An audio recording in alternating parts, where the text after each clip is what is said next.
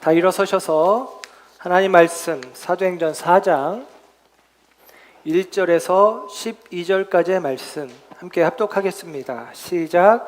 사도들이 백성에게 말할 때에 제사장들과 성전 맡은 자와 사두개인들이 이르러 예수 안에 죽은 자의 부활이 있다고 백성을 가르치고 전함을 싫어하여 그들을 잡음에 날이 이미 저물었으므로 이튿날까지 가두었으나 말씀을 들은 사람 중에 믿는 자가 많으니 남자의 수가 약 5천이나 되었더라.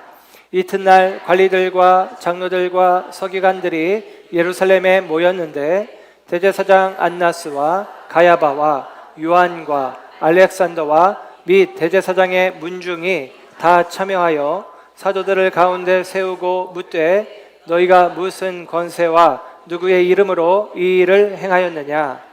이에 베드로가 성령이 충만하여 이르되 백성의 관리들과 장로들아 만일 병자에게 행한 착한 일에 대하여 이 사람이 어떻게 구원을 받았느냐고 오늘 우리에게 질문한다면 너희와 온 모든 이스라엘 백성들은 알라. 너희가 십자가에 못 박고 하나님이 죽은 자 가운데서 살리신 나사렛 예수 그리스도의 이름으로 이 사람이 건강하게 되어 너희 앞에 섰느니라. 이 예수는 너희 건축자들의 버린 돌로서 집 모퉁이의 머릿돌이 되었느니라. 다른 이로서는 구원을 받을 수 없나니 천하 사람 중에 구원을 받을 만한 다른 이름을 우리에게 주신 일이 없음이라 하였더라. 아멘. 아멘. 할렐루야. 이 시간 하나님의 사랑하심과 은혜가 저와 여러분 가운데 함께하는 줄 믿습니다. 다시 교회라는 주제로 오늘 9번째 시간 버려진 돌, 머릿돌 되다라는 제목으로 말씀을 전합니다. 베드로가 기도 시간이 되어서 성전으로 올라가는 길에 날 때부터 안진뱅이 된 사람을 만나고 베드로는 명하기를 나사렛 예수 그리스도의 이름으로 일어나 걸어라. 그 사람의 나이가 40여세가 되었다 하니 태어날 때부터 안진뱅이였다라고 이야기하니까 40년이 넘는 시간 동안 한 번도 일어서 본 적도 없고 걸어 본 적도 없던 자가 예수님의 이름으로 그가 힘을 얻어 다시 일어서며 그가 성전 앞에서 구걸하던 그가 이제 성전 문을 향하여 걸어가며 뛰어가며 그가 회복된 삶을 치유된 삶을 얻게 되어집니다.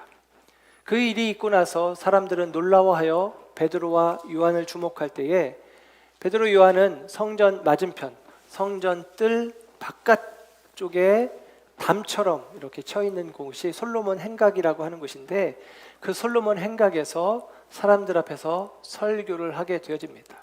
그리고 그 설교를 한 결과 오늘 본문의 이야기는 그 설교를 하다가 유대 지도자들, 성전의 지도자들과 유대의 지도자들이 이 제자들을 잡아서 감옥에 가두었다가 그 다음날 그들을 신문하는 이야기가 오늘 본문의 이야기입니다. 그래서 이 베드로가 특별히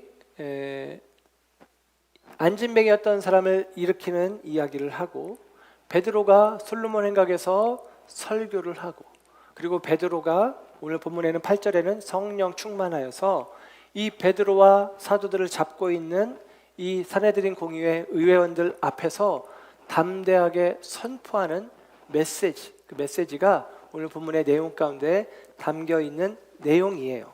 오늘 본문 말씀을 우리가 말씀과 함께 살펴보면 1절에는 이렇게 이야기하죠. 사도들이 백성에게 말할 때에 제사장들과 성전 맡은 자와 사두개인들이 이르렀다 그럽니다. 그러니까 베드로가 솔로몬 행각에서 설교하고 이어서 다른 사도들도 설교를 했던 것 같아요. 그러니까 계속같이 이어서 사람들이 말씀을 들으려고 할 때에 설교 말씀을 계속같이 하는 것입니다. 예수님에 대해서 증거하고 나타내는 일들을 하고 있어요. 그런데 사람들이 그 일을 듣고 있는데 그 일들을 싫어하는 무리가, 그러니까 예수님에 대한 이야기를 싫어하는 사람들이 있는데 1절에 이야기하는 제사장들, 성전 맡은 자들, 사두개인들입니다. 2절에 이어서 보니까 이렇게 표현하죠. 예수 안에 죽은 자의 부활이 있다고 백성을 가르치고 전함을 싫어하였다 그럽니다. 여기서 싫어했다는 말은 그냥 듣기 싫어, 재미없어, 졸립네, 뭐 별거 아니네 이런 정도가 아니라 속에서부터 부글부글 끓어오르는 화를 드러내는 표현입니다. 어떻게 이런 말을 할 수 있어? 아니, 예수라는 자가 죽었다 살아났다고? 말도 안 돼. 있을 수 없어. 그러면서 베드로와 사도들이 하는 이야기에 대해서 굉장히 불쾌한 마음을 가지고 덤벼드는 것입니다. 특별히 오늘 본문 속에 사두개인들이 등장하는데 이 사두개인들은 나중에 고린도 서신을 보면 확인이 되지만 부활이 없다 하는 자들이에요. 부활을 믿지 않는 자들입니다. 그런데 그들이 유대교의 지도자 그룹 중에 하나라고요. 그런데 지금 제자들이 하는 이야기가 예수 그리스도가 부활하셨다라는 거예요. 예수님이 죽었다가 다시 사셨다는 거예요. 그 이야기를 하니까 말도 안 된다, 있을 수 없다, 너희들이 지금 성경을 오해하고 있다, 이런 식으로 생각을 하면서 이 유대의 지도자들, 성전 맡은 사람들, 율법을 맡은 사람들, 그리고 백성들의 리더십 되어 있는 사람들이 그 일들을 싫어하고 그 결국에는 이 제자들을 하루 동안 옥에 가둡니다. 그리고 오늘 본문에 보면 5절에 나오지만 이튿날 그들을 다시 신문하는 거예요. 그러니까 하루 동안 가뒀다가 다음날 신문하는데, 제자들의 입장에서는 말씀을 전하다가, 복음을 전하다가 관리들이 와서 공권력으로 그들을 지금 체포해 간 거거든요. 그러니까 말씀을 전하다가 그 말씀이 멈춰진 것이고, 말씀을 전하는 일이 수포로도 가고 허사가 되어진 것 같은 상황인데, 성경은 이야기하기로 오늘 보면 4절의 말씀을 보면 그럼에도 불구하고 그 말씀을 들은 사람 중에 돌아온 사람이 5,000명쯤 되었다라고 이야기를 해줍니다. 여러분, 이게 놀라운 역사죠. 우리는 사람들에 의해서 우리의 복음이 막혀지는 것 같고 멈추어지는 것 같은데, 그 복음은 듣는 이들에게 생명이 되어서 수많은 사람들이 믿고 돌아오는 역사가 있었다라고 성경은 기록해 줍니다. 그러므로 여러분, 저와 여러분이 복음을 전하다 실망하거나 낙심하지 말 것은, 우리는 복음을 끝까지 전하지 못해도 들을 게 있는 자는 들으라 하시는 말씀처럼 듣고 돌아오는 이들이 있어요. 그러므로 여러분, 하나님이 하시는 일입니다. 믿고 우리에게 주어진 이 복음을 나타내고 증거하는 삶을 사시기를 주님의 이름으로 부탁드리고 축복합니다. 사람들은 저마다 취함의 기준이 다릅니다. 취하고 버리는 기준이 다르죠. 문제는 취해야 될 것을 취하지 않고 버려야 할 것을 버리지 않는 것입니다. 취해야 될 것을 버리고 버려야 될 것을 취하는 경우들이 많이 있죠. 오늘 본문의 11절을 중심으로 저는 말씀을 전하기를 원하는데, 베드로가 그들 앞에 서서 담대하게 외치어서 이야기할 때에 이 예수는 너희들이 버린 돌, 건축자들이 버린 돌과 같은데 하나님께서 이 예수를 집 모퉁이의 머릿돌이 되게 하셨다라고 이야기합니다. 그러니까 사람들은 필요 없다고 생각해서 버렸는데, 하나님은 그 버려진 돌을, 예수를 가장 요긴하고 중요한 돌로 사용하신다라는 이야기를 오늘 본문에서 하고 있어요. 이 본문의 이야기에 원래 사용되었던 내용은 시편 118편에 나오는 내용입니다. 시편 118편은 사울 왕이 죽고 난 이후에 다윗이 하나님께 감사하며 지은 시예요. 하나님의 은혜, 인자하심이 큽니다, 위대합니다 라고 노래하고, 그 이유인즉슨 사울의 손에서 나를 건져주셨습니다, 내 생명을 지켜주셨습니다 라고 노래합니다. 그러면서 시편 118편 22절 23절에 이렇게 노래하는 거예요. 건축자가 버린 돌이 집 모퉁이의 머릿돌이 되었나니 이는 여호와께서 행하신 것이요 우리 눈에 기이한 바로다 그럽니다. 사울 왕은 자기 자신이 이스라엘의 건축자라고 생각을 했어요. 자기가 이스라엘을 세운다고 생각을 한 거죠. 그리고 나서 사울은 이스라엘을 건축하는데 걸림돌이 되는 것은 다윗이다. 내가 이 나라를 세우려고 하는데 사람들이 다윗에게 마음을 빼앗기고 나라를 분열시키고 안 되겠다, 다윗을 제거해버리자. 다윗을 죽이려고 마음을 먹습니다. 다윗 한 사람을 죽이기 위해서 3,000명을 동원해요. 그리고 다윗을 추적하게 하고 다윗을 죽이도록 명령합니다. 그런데 하나님께서 다윗을 들에서도 굴에서도 지켜주시는 거예요. 보호해 주시는 거예요. 사람의 힘으로는 그 3천의 군대를 피할 수가 없지만 하나님께서 그들을 피하게 하시고 다윗을 지켜주셨다고 다윗은 고백하는 것입니다. 하나님의 행하심이 아니면, 하나님의 도우심이 아니면, 하나님의 은혜가 아니면 내가 살 수 없었는데, 내가 죽을 수밖에 없었는데 나를 살려주셨네. 놀라운 일이다, 귀한 일이다, 하나님의 은혜로구나. 그러면서 다윗은 노래합니다. 건축자의 버린 돌을 하나님께서 집 모퉁이의 머릿돌이 되게 하셨다. 건축자가 누구예요? 사울이에요. 버려진 돌이 뭐예요? 다윗이에요. 여러분, 유대 지도자들도 똑같은 일을 합니다. 그들은 자신들이 유대 나라의 건축자라고 생각을 했어요. 그래서 그 유대 나라, 하나님의 말씀, 율법으로 유대 나라를 세우려고 하는데, 이스라엘을 세우려고 하는데 예수라는 자가 나타나서 걸림돌 역할을 하는 것입니다. 그래서 사람들은 생각하기를 이 예수를 제거하자, 십자가에 달아 죽였습니다. 그 예수님이 죽으셨고, 그 예수님을 오늘 성경에서는 베드로도 고백하는 것이고 이야기합니다. 건축자의 버린 돌이 집 모퉁이의 머릿돌이 되었다. 이 이야기는 사실 예수님이 살아있는 동안에 하셨던 말씀이에요.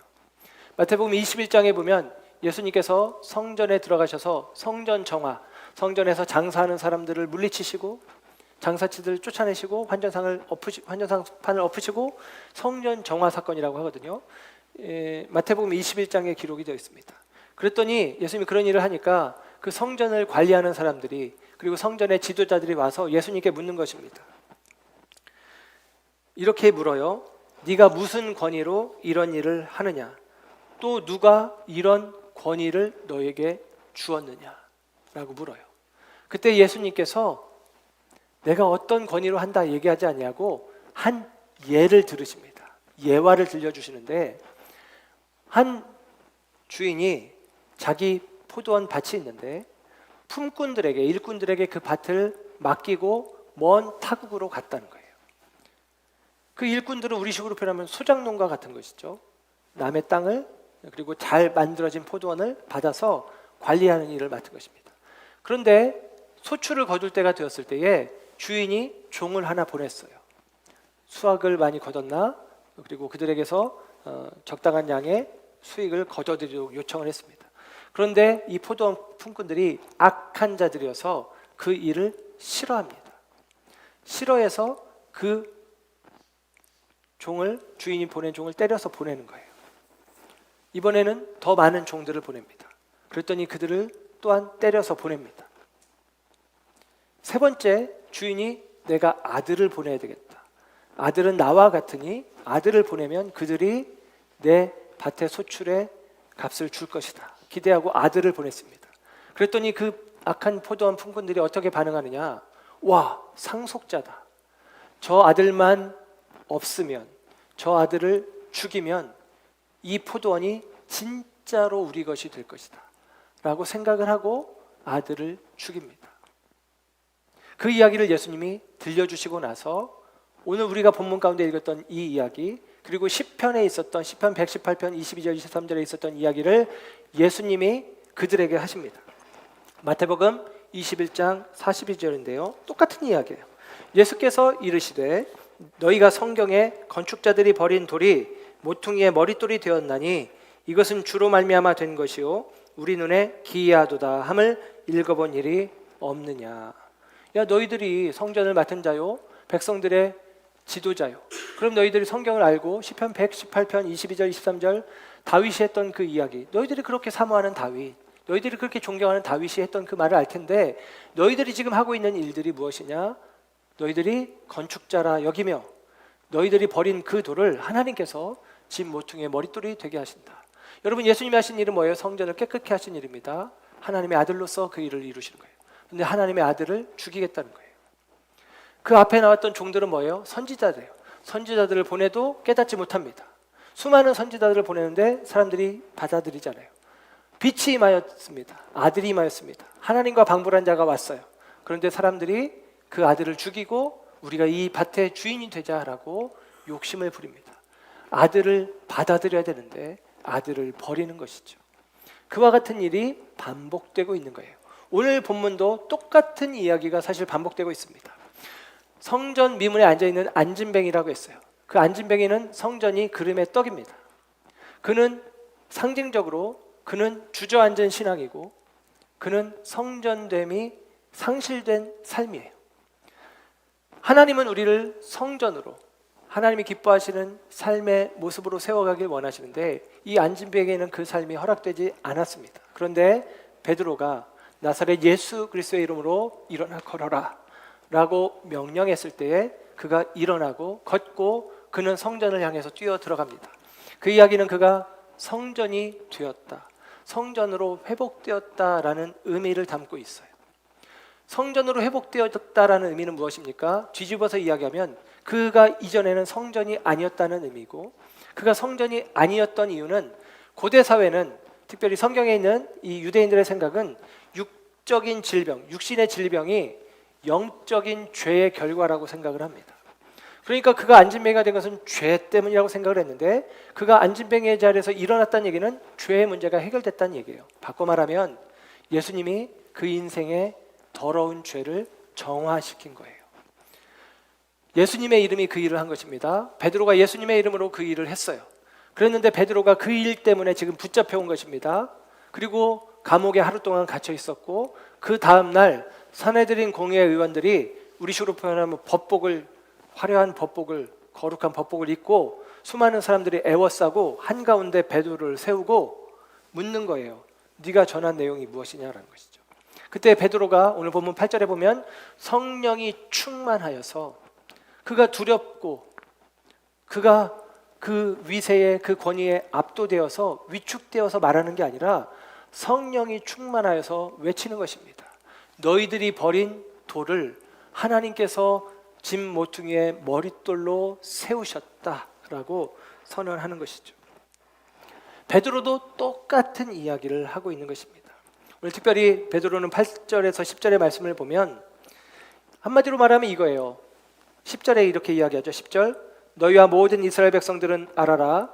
너희가 십자가에 못 박고 하나님이 죽은 자 가운데서 살리신 나사렛 예수 그리스도의 이름으로 이 사람이 건강하게 되어서 너희 앞에 섰느니라. 그럽니다.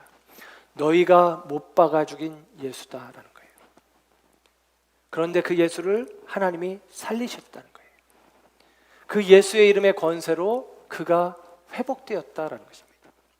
그가 회복되었다는 얘기는 예수의 이름의 권세가 사실이란 얘기고, 예수의 이름의 권세가 사실이란 얘기는 예수님이 하나님의 아들이란 얘기예요. 예수님이 하나님의 아들이요 그리스도요 메시아입니다. 그런데 그 아들을 누가? 너희가 죽였다는 거예요. 너희가 하나님의 아들을 죽인 자라고 이야기하는 것입니다. 이 이야기는 어마어마한 이야기예요. 그런데 이 이야기를 담대하게 이야기합니다.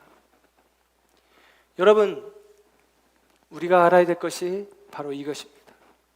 우리가 죽인 예수, 너희라고 했을 때 그 너희 속에 저와 여러분이 포함되어 있어요. 저와 여러분이 예수를 죽인 장본인들입니다. 왜냐하면 예수님은 우리의 죄를 담당하시기 위하여 죽으셨기 때문입니다. 로마서 5장 8절, 우리가 아직 죄인 되었을 때에 그리스도께서 우리를 위하여 죽으심으로 하나님께서 우리에게 대한 자기 사랑을 확증하셨느니라. 우리가 아직 죄인 되었을 때에 죽으신 거예요. 곧 우리의 죄를 위해서 죽으신 것이죠. 그러므로 우리가 기억할 것은 오늘 종교 지도자들이, 바리새인들이, 유대의 관리들이 예수님을 십자가에 못 박아 죽였다라고 베드로가 이야기하지만, 우리가 이 말씀을 받을 때에는 예수님이 나로 말미암아 죽으셨다는 사실을 기억하는 것입니다. 그리고 나로 말미암아 죽으신 예수님이 이제는 하나님께서 그를 다시 살리셨다라는 거예요. 이게 참 중요합니다. 여러분, 이 믿음 안에 저와 여러분이 서 있기를 주의 이름으로 축복합니다. 사울 왕이 왜 다윗을 죽이려고 했을까요? 자기가 주춧돌이라고 생각했기 때문입니다. 자기가 이스라엘 나라의 기초라고 스스로 생각한 거예요. 주춧돌, 모퉁이돌, 머릿돌, 혹은 그 머릿돌의 개념이 영어 성경에서는 캡슬락, 그러니까 이 아치형의 맨 꼭대기에 이렇게 끼워 넣는 돌을 또 캡슬락이라고도 하거든요. 혹은 영어에서는 코너스톤, 이제 모퉁이돌이라고 표현합니다. 그런데 이제 모양은 다르죠. 하나는 바닥에 있는 거고 하나는 위에 있는 거니까 그 형태나 모양은 다르지만 의미는 다 가장 중요한 돌이라는 의미를 갖고 있어요. 그리고 그 의미를 조금 더 명확하게는 주춧돌이라고 이해하는 게 우리식으로는 맞습니다. 주춧돌이라고 생각하는 게 더 맞을 것 같아요. 근데 사울이 왜 다윗을 죽이려고 했느냐? 내가 주춧돌인 거예요. 내가 주춧돌이라고 생각하는 것입니다. 그러니까 다윗은 불필요한 것이죠. 유대인들이 왜 예수님을 죽이려고 했느냐?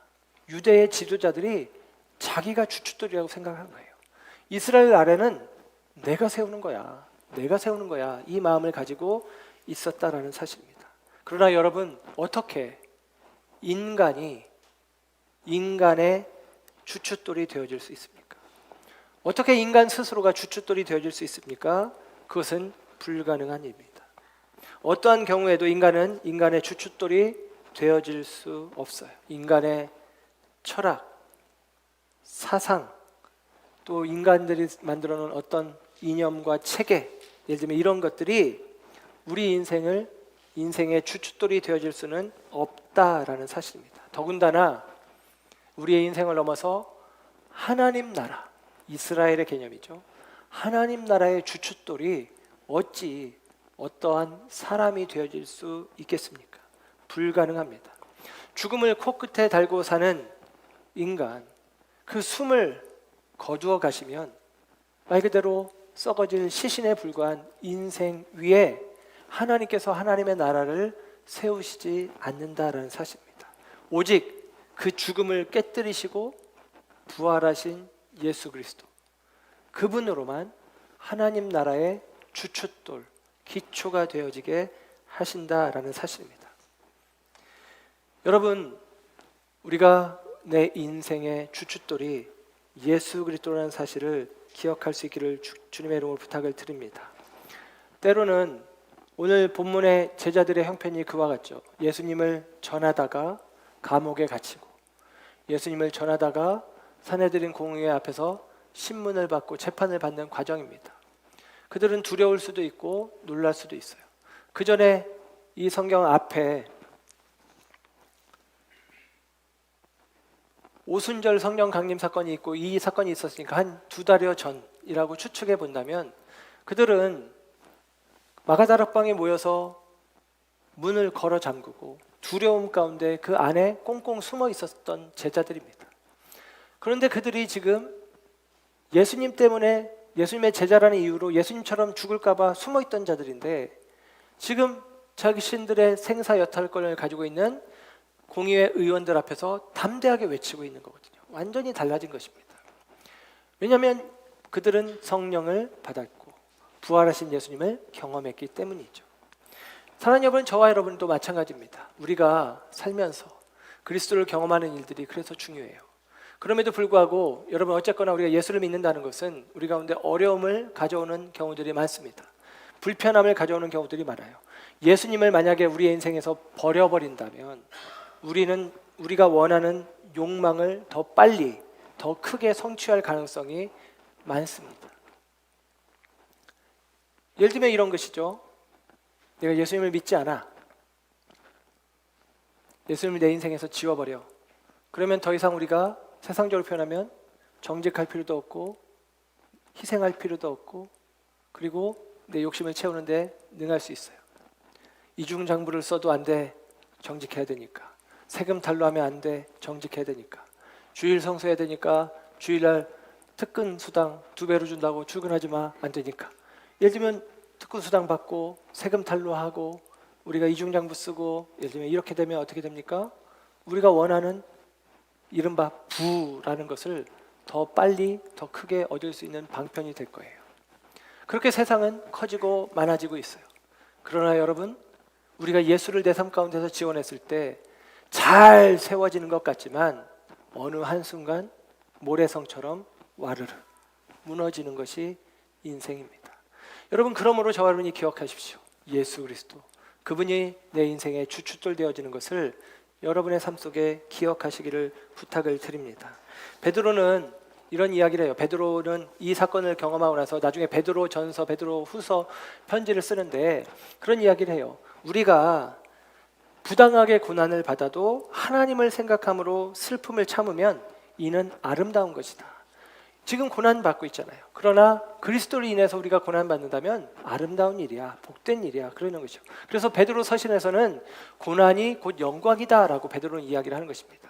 고난이 영광이다. 왜요? 왜 그럴까요?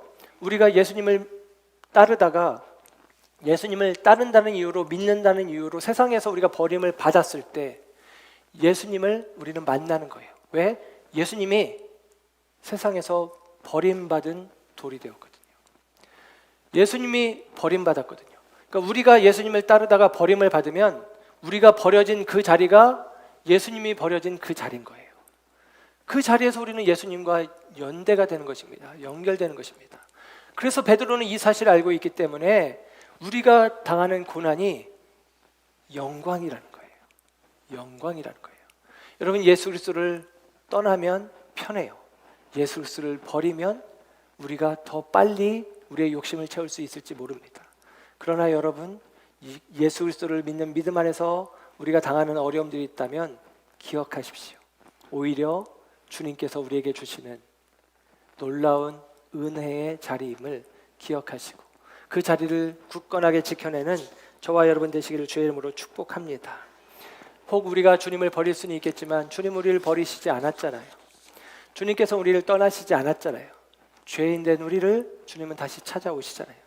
그 예수님이 저와 여러분의 인생의 주춧돌이 되어지기를 원합니다. 그때 비로소 우리의 인생은 그분 안에서 영원한 집으로 세워지는 것입니다.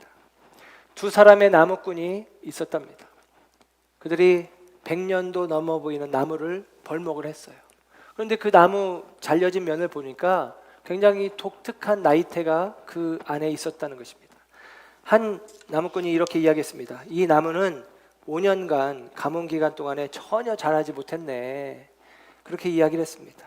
그때 다른 나무꾼이 이렇게 이야기합니다. 물론 그 가뭄 기간에는 크게 자라지 못했어. 하지만 가뭄으로 인해서 부족한 수분과 양분을 얻기 위해 이 나무는 깊이 뿌리를 내렸고 뿌리가 강화되면서 이 나무는 전보다 성장을 더욱 촉진시킬 수 있는 조건을 가지게 되었지. 고난을 이겨냈기에 이런 거목이 될 수 있었던 거야. 이 5개의 나이테 이후에 생긴 나이테가 넓게 간격을 두고 생긴 것이 그 증거일세. 그렇게 이야기합니다. 그때 동료가 고개를 끄덕끄덕였다라는 거예요. 그렇죠. 우리가 자라지 못하고 성장하지 못하는 것 같은 시간들이 있어요. 그러나 그 시간들은 뿌리를 깊이 내리는 시간입니다. 그리스도를 믿는 믿음 안에서 우리의 삶이 오히려 세상 사람들에 비해서 초라해 보이고 약해 보이고 없어 보이는 형편을 겪기도 합니다. 그러나 여러분, 그 시간들이 헛된 시간이 아니라 더 크게 성장하기 위하여 깊이 뿌리 내리는 시간, 그 뿌리를 예수 그리스도 안에 깊이 뿌리 내리는 시간임을 저와 여러분들이 잊지 말기를 주님의 이름으로 부탁을 드립니다. 오늘 이 이야기를 베드로는 다시 한번 베드로 전서 2장 7절 8절에서 다시 한번 이야기해요. 베드로전서에서 베드로는 이야기하기를 예수님이 산 돌이고 우리도 그리스도 안에서 산 돌로 세워지고 하나님이 기뻐하시는 거룩한 제사장으로 세워져야 된다라는 얘기를 5절 6절에 이야기를 하고 베드로전서 2장 7절에 이렇게 이야기를 합니다. 그러므로 믿는 너희에게는 보배이나 믿지 아니하는 자에게는 건축자들이 버린 그 돌이 모퉁이의 머릿돌이 되고 또한 부딪히는 돌과 걸려 넘어지게 하는 바위가 되었다 하였느니라. 그들이 말씀을 순종하지 아니하므로 넘어지나니 이는 그들을 이렇게 정하신 것이라. 그럽니다. 여러분, 이 말씀이 지금 계속 반복되죠. 시편 118편에 그리고 마태복음 24장에 마가복음에도 이제 같이 나오고 누가복음에도 같이 나와요. 그리고 사도행전 4장에 그리고 베드로전서 2장에 사람들이 버린 돌을 하나님께서 그를 취하여 집 모퉁이의 머릿돌이 되게 하셨다라는 거예요. 그 머릿돌 대신 예수님 위에서 저와 여러분들의 집은 지어져야 합니다. 특별히 이 베드로전후서가 쓰여졌고 복음서가 쓰여졌던 시기들은 거의 60년에서 70년 사이예요. AD 60년에서 70년. 예수님이 AD 30년경에 돌아가시고, 그리고 우리가 알고 있는 복음서들 그리고 서신서들 거의 대부분이 60년에서 70년 사이에 쓰여집니다. 그리고 AD 70년에 유대인들에게 굉장히 중요한 사건이 있어요. 예수님도 예언했던 것처럼 로마에서 전쟁을 일으켜서 유대 나라를 멸망시킵니다. 그때의 예루살렘 성도 무너지고 예루살렘 성전도 불타서 없어져요. 그런데 복음서를 보고 서신서를 보는 사람들은 AD 70년경 있었던 그 사건을 자기들이 받아들였던 복음서에 예수님의 말씀이 성취된 것을 보고, 그리고 그 안에서 느끼는 거예요. 뭘 느끼냐? 다 무너졌구나. 다 무너졌구나. 예수를 상실한 성전이 다 무너졌구나. 우리는 성전이라고 이야기하는데 예수님을 믿지 않는 사람들은 똑같은 전을 지어놓고 그것을 신전이라고 이야기합니다. 그러니까 우리는 구분해서 성전이라고 표현하지만 그 성전은 다른 말로는 신전이에요. 신전들이, 수많은 신전들이 있습니다. 지숙기 집사님 프로필을 보니까, 카톡 프로필을 보니까 아테네에 갔더라고요. 파르테논 신전을 이렇게 앞에 두고 둘이 사진을 찍었더라고. 그래서 아이고 아테네에 갔구나, 이렇게 제가 이렇게 글을 남겼는데, 그런 거죠. 이제 세르비아에서 차 타고 갈 수 있으니까 부럽긴 하더라고요. 그런데 그 아테네의 파르테논 신전을 생각하면 됩니다. 그 신전은 어떻게 생겼어요? 기둥들로 되어 있어요. 벽을 쳐놓은 게 아니라. 근데 그 기둥 밑에 기둥을 세울 수 있도록 돌을 받쳐놔요. 그 돌을 받쳐놓고 그 돌 위에 곧고 커다란 기둥을 세우는 거예요. 그게 신전이에요. 그게 성전이에요. 여러분, 하나님께서 주님의 몸된 교회를 세워가는 방식이 그러합니다. 저와 여러분을 주님께서 세우시기 위해서 저와 여러분의 삶의 기초로, 주춧돌로 예수님이 자리하는 거예요. 그 주춧돌이 견고하고 평평하고 온전해야 그 주춧돌 위에 크고 높은 기둥을 세워 올릴 수 있는 것입니다. 그런데 AD 70년 예수님을 버린 유대인들의 세상 가운데 하나님의 심판이 임하는 것이죠. 다 무너집니다. 다 넘어집니다. 그리고 그 주춧돌만 남아요. 그 주춧돌 위에 예수님께서 다시 제자들을 통해서 다시 교회를 세우시는 것입니다. 그 교회가 우리가 보고 있는 사도행전의 교회이고, 그 교회가 오늘 저와 여러분입니다.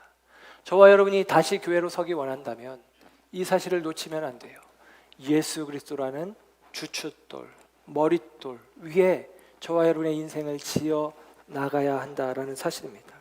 오늘 베드로는 이 이야기를 하는 거예요. 예수님으로 말미암아서만 구원이 있다는 것이죠. 예수님 외에는 다른 구원의 이름이 우리 가운데 없다는 것입니다. 예수님이 우리 가운데 구원의 이름이 되시는 이유는 하나, 예수님은 죽으시고 부활하셨다, 다시 사셨다는 거예요. 1장에서 제자 가운데 가룟 유다를 대신해서 마띠아를 세울 때 1장 22절의 이야기입니다. 우리와 더불어 예수께서 부활하심을 증언할 사람을 세워야 된다. 베드로의 말이에요. 베드로가 사도행전 2장에서도 오순절 성령 강림 후에 설교합니다. 그때도 얘기해요. 예수가 부활하셨다는 거예요. 3장에서 솔로몬 행각에서 안진뱅이를 일으킨 다음에 또 설교합니다. 그 설교의 핵심도 마찬가지예요. 예수님께서 부활하셨다는 것입니다. 그리고 4장 산헤드린 공의회 의원들이 겁박하고 지금 베드로를 주눅들게 만들고 베드로로 하여금 부활을 이야기하는 것을 인하여 분을 내면서 그 이야기 하지 말라고 지금 베드로를 협박하고 있는 자들 앞에서 베드로는 똑같이 이야기합니다. 예수님이 부활하셨다는 거예요. 베드로는 메시지가 일관돼요. 생명은 부활하신 예수 그리스도 안에만 있다라는 것입니다. 저와 여러분이 이 사실을 믿으시기를 축복합니다. 생명은 부활하신 예수 그리스도 안에만 있어요. 예수를 벗어나서는 생명을 얻을 수 없습니다. 예수를 벗어난 인생은 죽음으로 귀결됩니다. 예수를 벗어난 삶은 무너지게 되어집니다. 예수가 없는 성전은 회파되어지기 마련입니다. 그러므로 사랑하는 여러분, 저와 여러분이 예수 그리스도를 저와 여러분의 인생의 주춧돌로 삼으시기를 주의 이름으로 축복합니다. 성경은 결론적으로 이렇게 이야기합니다. 4장 12절, 다른 이로서는 구원을 받을 수 없나니 천하 사람 중에 구원을 받을 만한 다른 이름을 우리에게 주신 일이 없음이라 하였더라. 아멘. 예수 외에는 다른 이름으로는 구원이 없다. 베드로의 외침의 결론이죠. 예수님만 우리의 구원이 되신다라고 이야기합니다. 히브리어의 이야기를 하나 들려주고 이야기를 가름할까 합니다. 히브리어에는 아들이라는 말이 벤이라는 단어예요. 벤.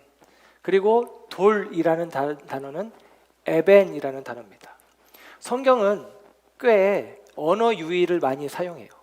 우리 젊은이들 표현으로는 이 힙합에 라임을 맞춘다고 하잖아요. 랩을 할 때 라임을 맞춘다고 하는데 이 라임을 맞추는 것들이 있습니다.